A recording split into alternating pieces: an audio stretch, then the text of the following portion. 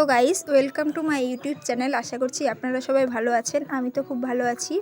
আজকে 1 জানুয়ারির নাইট, তো পিকনিক করবার জন্য ভেবেছি। সব জিনিসপত্র এখানে রেডি হয়ে গেছে, কিন্তু বাইরে প্রচণ্ড হাওয়ার কারণে আমরা বাড়িতে করছি। এই যে দেখতে পাচ্ছ, একজন লেপ মুড়ি দিয়ে বসে পড়েছে, আর এখানে মা বসেছে তরকারিগুলো কাটাকুটি করার জন্য।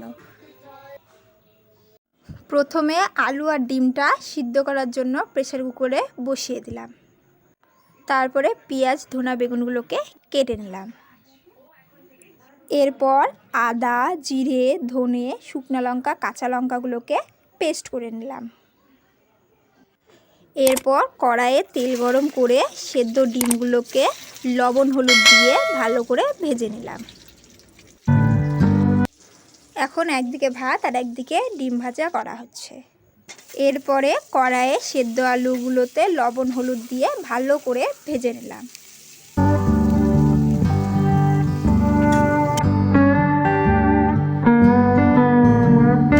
এবার কড়াইয়ে তেল গরম করে তাতে লঙ্কা আর দারচিনি হালকা করে ভেজে 5 ফোড়ন দিয়ে পেঁয়াজগুলোকে হালকা হাতে ভেজে নিলাম।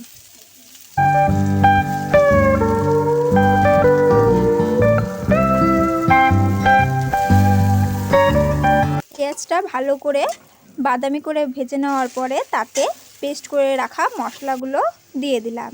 এরপরে লবণ হলুদ দিয়ে হালকা হাতে ভেজে নিলাম।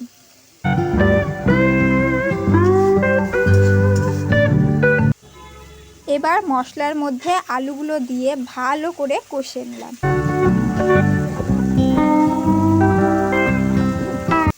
ভালো করে কষিয়ে নেওয়ার পরে জল দিয়ে দিলাম।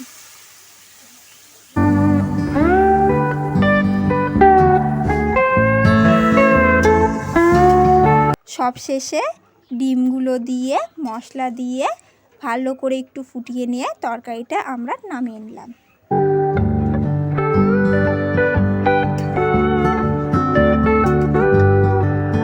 আমরা এখন খেতে বসে গেছি।